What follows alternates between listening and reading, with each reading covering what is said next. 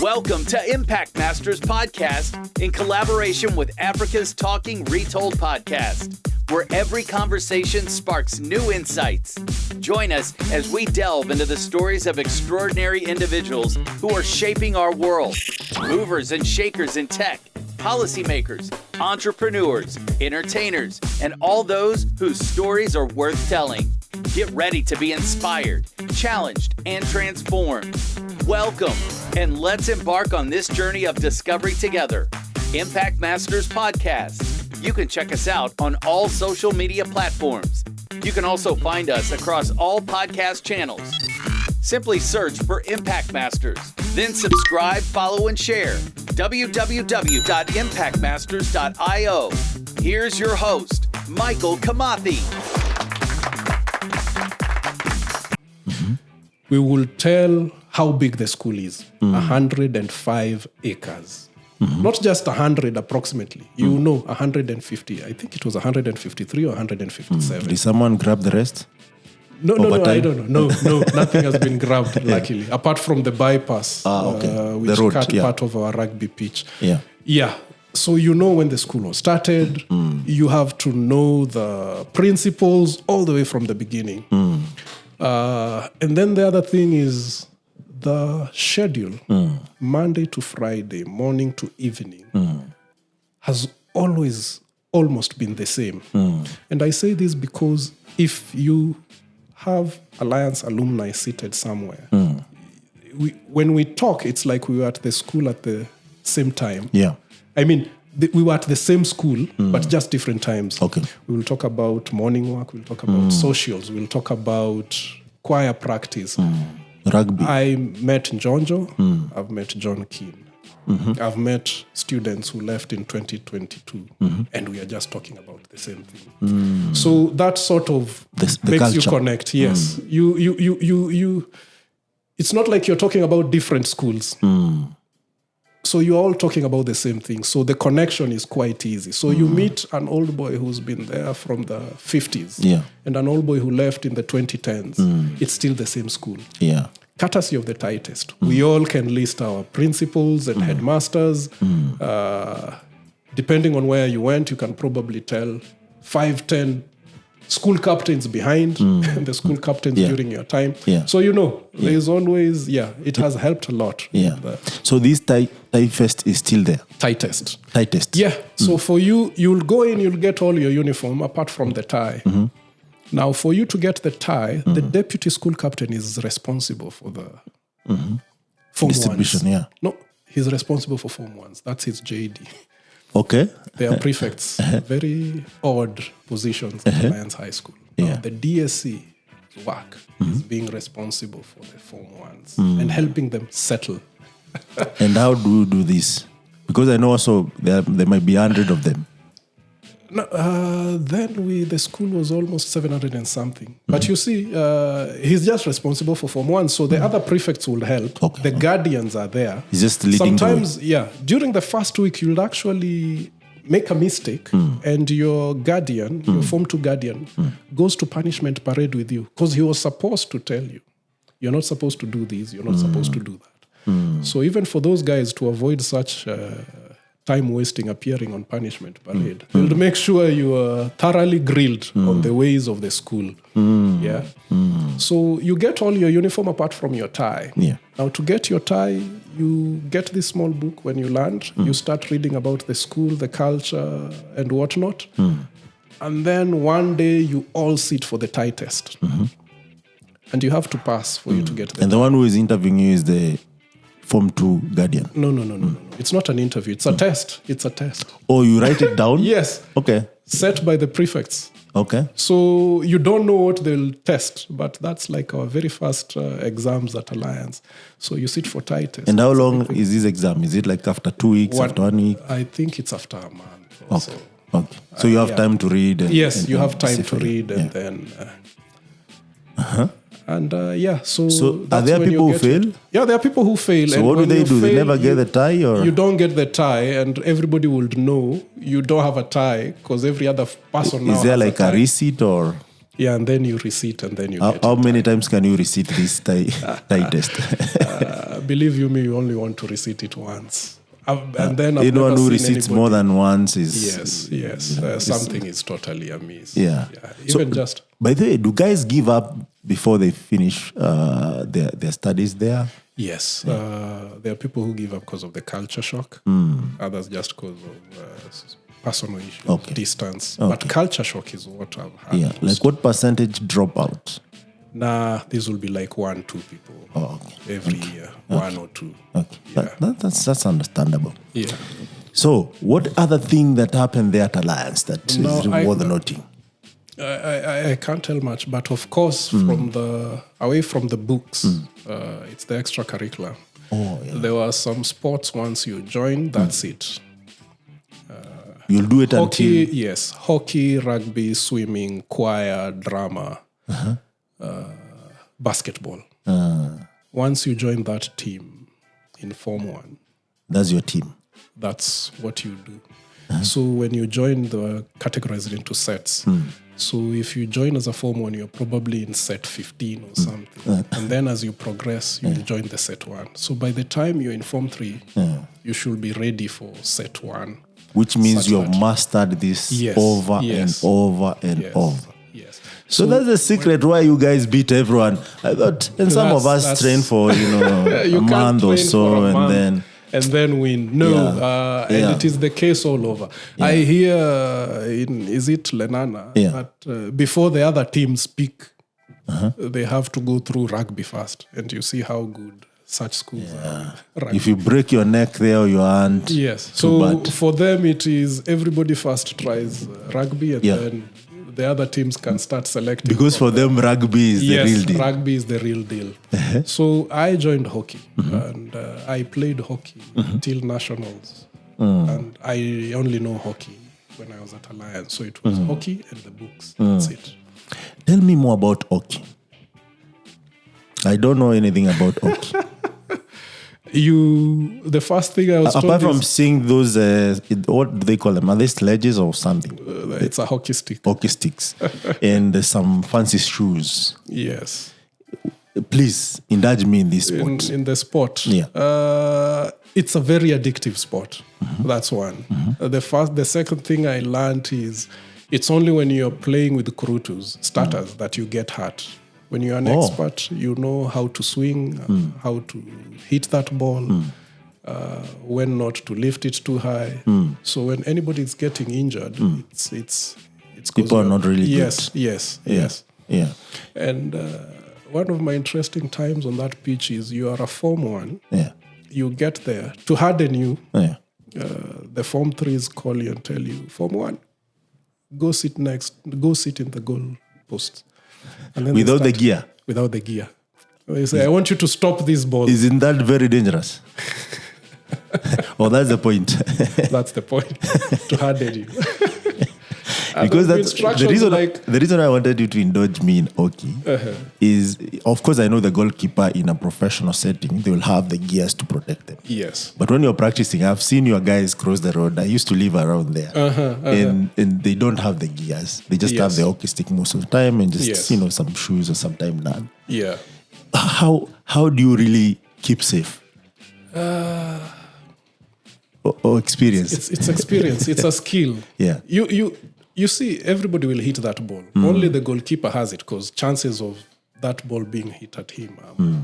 But you see, even if you're a striker and you're waiting for the guys to start, they're always hitting that ball hard. And you only have your stick.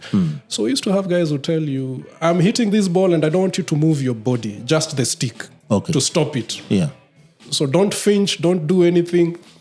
So that's the type of training we got. And you really need a lot of alertness. Yes. To be able to really see where the ball is moving, the angle, the wind, and all these things. Oh, it was a good game. Is it the reason why it's addictive? I guess so. Because we're always looking for that alertness. Yes. Otherwise, have you ever been injured throughout the game? Have I ever been hit? No, but I had a classmate hit, a yearmate hit, and lost a tooth. That's the worst. Okay. My desk mate, we also played hockey with. I think at some point broke his arm. It wasn't being hit. I think it was a fall. Okay. Yeah, but those are the worst. Yeah. Breaking a leg or a hand is the most cases. I have a friend who actually still plays hockey even after university. Yes. And that's why I was so curious. I think we met last year and he was playing for UON. Because they also do like East Africa, Central Africa kind of competition. Yes. That's why I was curious to know more about it. We never had a sit down to. I roast him one of these fine days. Yeah. So we played hockey. We went to the nationals. We were second runners up.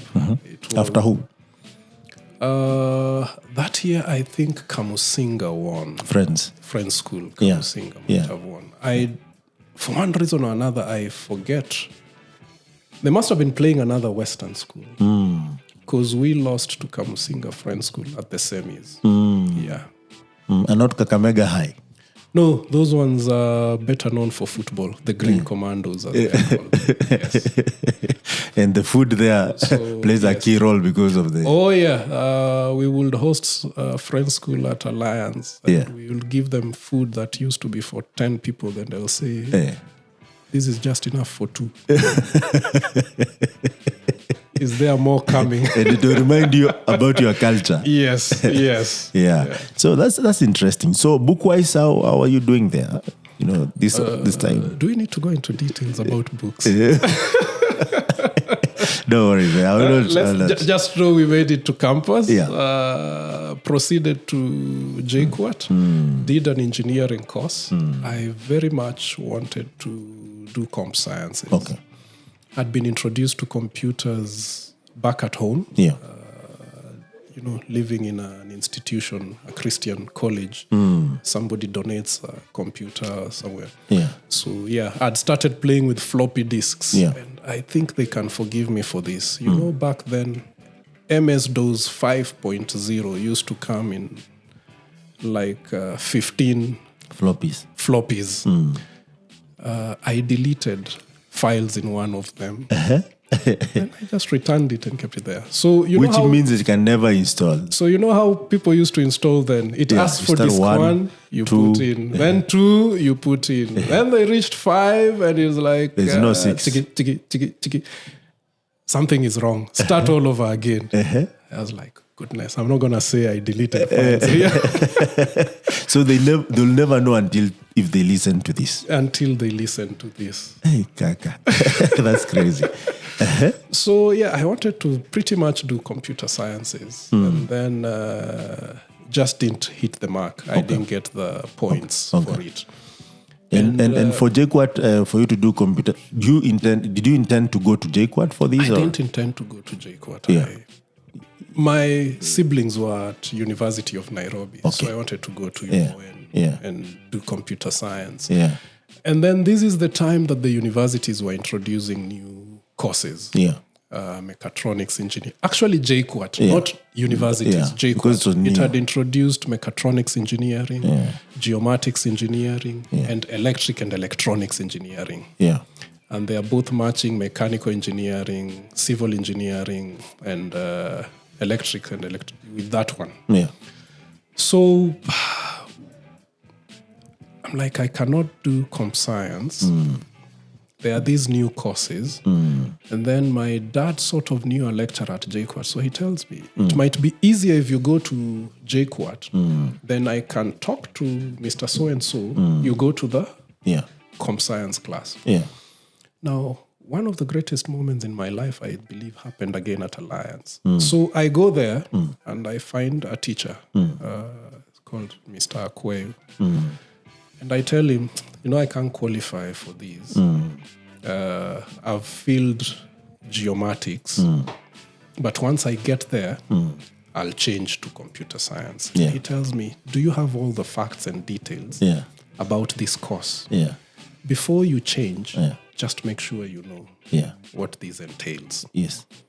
I'm like, the one that you have chosen. Yes. Yeah. Or I'd already been called for it. So I was going for my living certificate or something. Yeah. So we get to JKUAT. We were the second class then doing geomatics engineering. I still wanted to change. You know, those ones where you go to see the teacher, you're being told, the lecturer, you're being told he's not here, blah, blah, blah. Yeah. And then I'm looking at our coursework and there is some computer units. Yeah. And I'm like, maybe I should just do this because I'll still learn how to code anyway.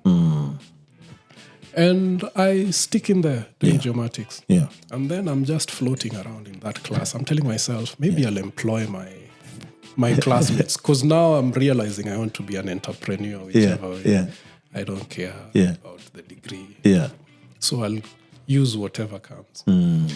Now, being the second class, nobody really knows what these guys are doing. Yeah.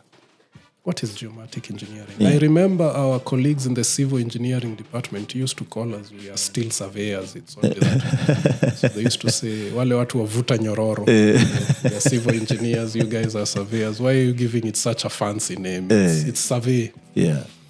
So yeah. But mostly GIS is digitizing most of those processes. Yes. So I think these are just courses that now started using computers more. Yes, more computing power more. Because when you talk of GIS, what is it? It's actually basically survey, but you're using digital very form. Modern. Yes, you're using very modern methods. Yeah. So you do GIS 5 years, and it's a 5-year course. it's an engineering course. Okay. It's an engineering course with a lot of maths, and I hated maths from class 3. Ever since Mrs. Minor in class 3 introduced divisions, I moved from 100% to 68%. And you relaxed. And the only other time I did better was KCPE when I got 78, which was my lowest. And the trend then started again when I was in high school until Form 4. Yeah. And I scored my A minus and I was like, this thing, man, there's some luck in it. So that's what you call like you hate. If you get A minus, you hate that subject. I hated it. There's a secret to it, which I say is a weakness in our education system. We finished geomatics engineering. Did you say there's a secret to getting A minus and 8 or the secret to what? Let's just say I had a good foundation. But if I was going to do my KCSE, the way I was going, I was doing my exams back in high school. I wouldn't have gotten the A minus. You'd have gotten what? Probably a B plus. Or a B, to be very honest. You know, I learned a lot when I listen to my guests. a lot. Yeah. So, there are people who die for A minus. I know. Yeah. Just for the record. So then so we finished this course, and when you've finished, you start wondering, what do we do? Who even knows us out there in the market? Back then, there will be very few companies. There was just one organization that is still there. Ramani. The one Geomaps. Geomaps. I think so. Yeah, Geomaps. Or something GIS. Yeah, it's Geomaps. Yeah. I know what you're talking about. Yeah. So they're also just getting into this GIS thing. Yeah. Remote sensing. Yeah. So me and some friends decide, let's start a company. Because, this is something new. We don't know where to get jobs. Yeah. Probably the smartest guys will get the companies we have all been dreaming about, the Geomaps, the Ramanis. That's where they will go. And there'll be like 10 of them. Yes. What do the rest of us do? So we decide to start a company. Yeah. Then we only understand this course, maps, is satellites and mapping on satellites. We're trying to crack our heads. So what do we do? Yeah. Maybe banks want to have their branches mapped, but to what end? Yeah. What is the value? What is the real value that you're selling? Yes. What is the real value? We also don't know what the real value and that's the true innovation, actually. You figure that out, you're in business. And then we start encountering things like, now websites are now catching up. Guys are starting websites. Yeah, everyone wants to be built a website. Yes. One of our friends comes and says, my mom says their church wants to map. And then we start looking at the cost of satellite imagery. It's like, is it $25 per square kilometer? So when you start thinking of acquiring satellite imagery, you're like, nobody's gonna. Nobody's gonna. Yeah. But now this is the interesting twist. We graduated in 2007.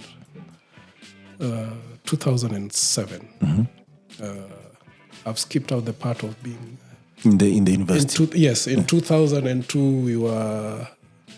People wonder what these millennials have do.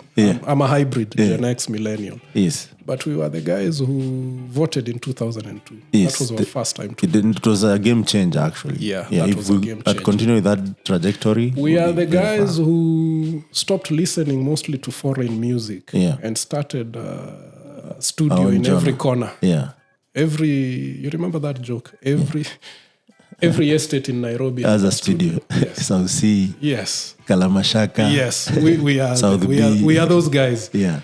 I guess when you get good economic times, the only revolution you do is cultural. Yes. Yeah. So really doing Kenyan music, changing the regimes and whatnot. And telling that story, because even what you are doing here actually is a revolution, because we are trying to take record of the story and how far we have come. Yes. And what really worked, what didn't work. Yes. It's still the same thing with music, whereby if you listen to more music, you will understand. People are also telling the story, are also expressing the fears and the trauma and all these things that happen. Yeah. So apart from that, of course, student leadership, which was quite awesome. My first major taste on student leadership, facing administration, facing government, such sort of things. Yeah, that was in JKUAT. In JKUAT, When were you the chairman there? I was the vice chairman. And in high school, were you also a leader? No. High school, the best I did was play hockey and become the team manager, the guy who would give them bread and whatnot. And you start learning a few things. You have pressure from students that we need to do this. The same pressure our guys are giving His Excellency Ruto. Yes. We must go on strike, man. You're looking at yourself. If we go on strike, you're first online for any repercussions. And then JKUAT, by the way, for those who are there, were just prefabs. Because when I was going to university, which is after you finish university, I visited JKUAT and was so discouraged by the structures. But JKUAT was one of the most built school.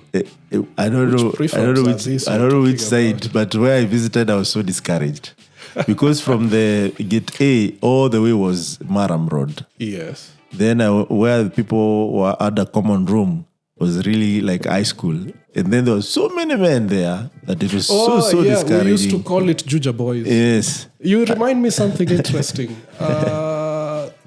So for, there's the chairman, vice chair. There used to be a post called external secretary. That one used to be left for ladies, one way or another. I don't know why. For you to win that, you just needed to tell the Juja boys that you are going to increase activities with KU. Because there are more ladies. Who promised us more? You'll have more funkies. Yes. Who promised us more funkies with our brothers at the School of Education? At KU? I think this one sounds more convincing.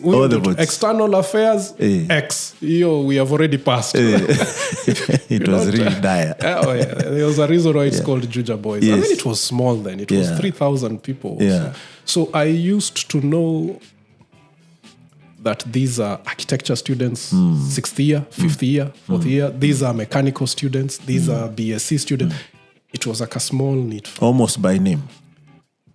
Not almost by name, but you could actually put people in there very down to their classes and years. Okay. That's how small JKUAT So even when you're addressing, the changes that you're pushing the administration to address, you are well aware that maybe these guys, their workshop has no X, Y, Z. Yes. Their accommodation is not up to standard and so on and so forth. Yes. Yeah. So it was a small, nice community. Yeah. Now I hear it has blown up. It's no longer Juja Man, Boys. it's crazy. I was there, early this year for hackathon.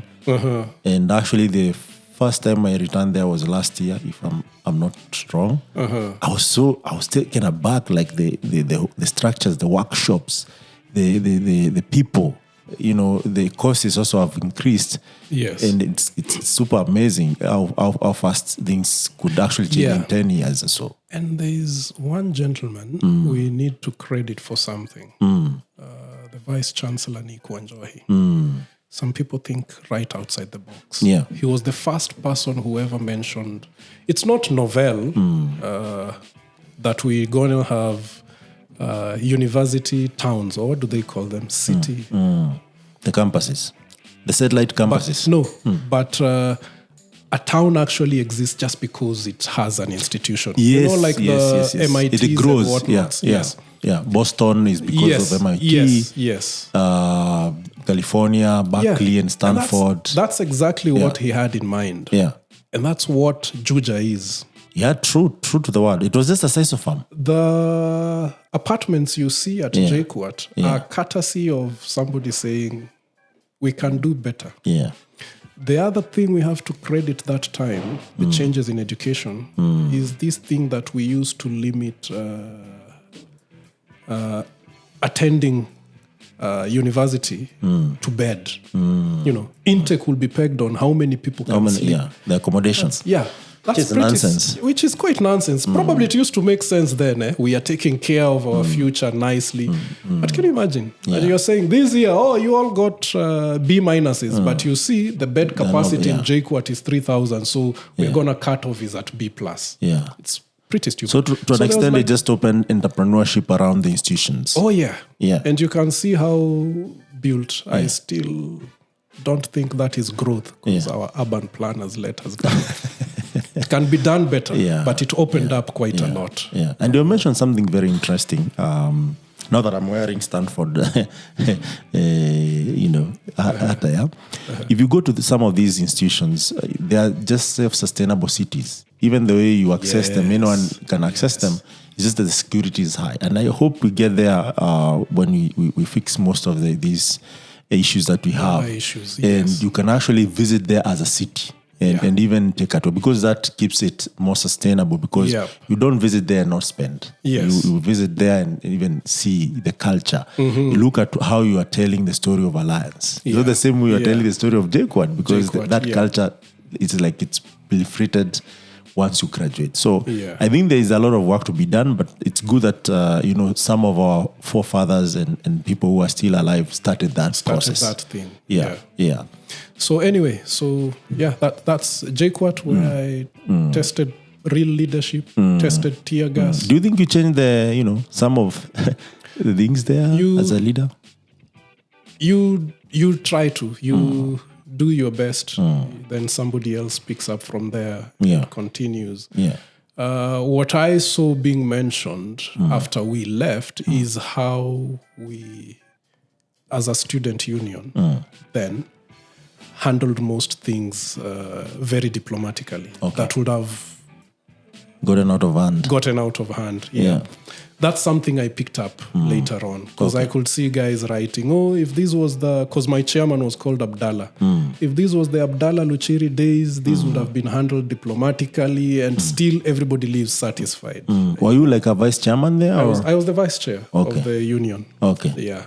That's big, man. You are saying it's like nothing.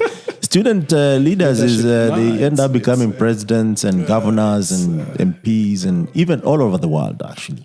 So it's quite something. And maybe you are too young. You might end up becoming a leader feeling young in a few years to come, or even next election. Now that the Gen Zs want people who can really to be change accountable, be reduce corruption, ensure that jobs are available, create opportunities, and I think we can do that, Luchiri. So don't give up.